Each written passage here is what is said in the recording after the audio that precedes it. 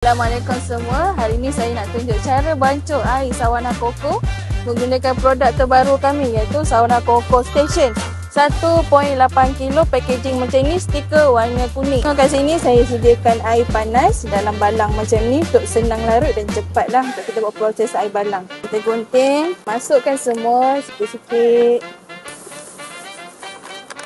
macam sehingga sebati. Okay, cuba tengok warna dia. Saya akan campurkan 2 tin susu pekat. Masukkan 2. Masukkan 1 lagi. Tengok warna dia. Cantik macam ni.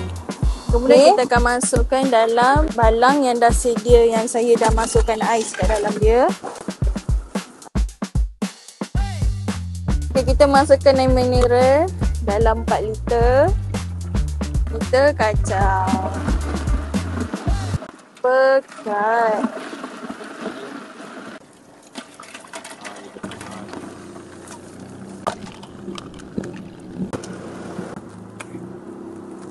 Okey, untuk 1 cup ni anda boleh jual RM3. Kalau ada letak topping apa-apa, boleh sehingga harga RM5. Okey, selamat mencuba.